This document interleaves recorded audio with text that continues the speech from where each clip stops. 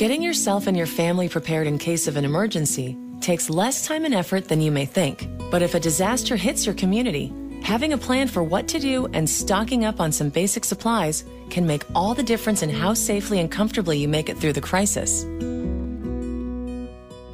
In case of a major emergency, if you call 911, we may not be able to come out as quickly as you'd like us because we're going to be overwhelmed. We're going to have so many different situations at hand. So if you are prepared at home and you have a plan, then you'll be able to cope with it until help arrives.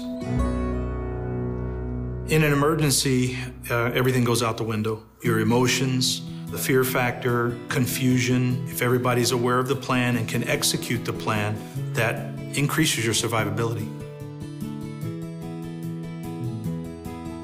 Take a few minutes to check out the tips and tools available on ready.gov that make getting prepared easy.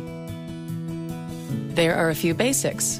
First, learn about the types of risks that could affect your area. No matter where you live, there is a natural or man-made disaster that could strike without warning. Knowing what to do before, during, and after these types of events ahead of time will help you make an effective plan. Then, take a moment to sit with your family and decide how you will get in contact with each other, where you will go, and what you will do in the event of an emergency. Having a plan that everyone in the family is aware of can be very helpful in those situations where the family members are not in the same place. You can use the Family Emergency Plan available on ready.gov to organize family information and help you develop a plan that works for you. Identify someone locally and someone out of state who will be your contact person in case of an emergency. And learn how to send updates via text messaging to your friends and family. One of the things that we've noticed in the past during major emergencies, both the regular phone lines as well as the cell phone lines were overwhelmed. But people were still able to text message vital pieces of information in terms of location, nature of problem, or just to text to say all is well.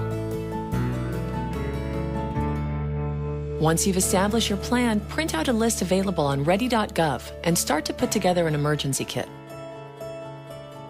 A standard emergency kit includes water, food, and medicine to sustain all members of your household for at least 3 days.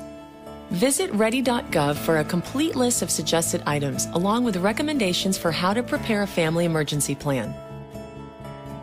Even if you just add a few items at a time, very quickly you will have a great kit that will ensure you and your family are prepared for an emergency. Also, be sure to keep a copy of the emergency plan together with copies of important documents like birth certificates, insurance policies, and financial forms in your emergency supply kit. And don't forget to maintain your kit and plan throughout the year, replacing items prior to their expiration and keeping contact information current.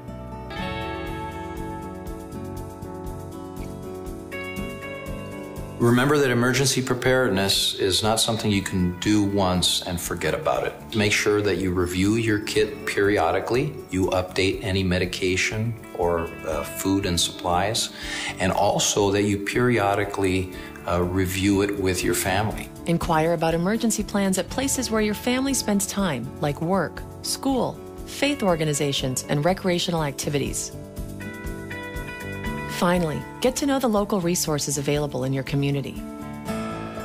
Ready.gov can link you to local emergency information and contact numbers, information about sheltering and evacuation, and how to get local alerts and warnings.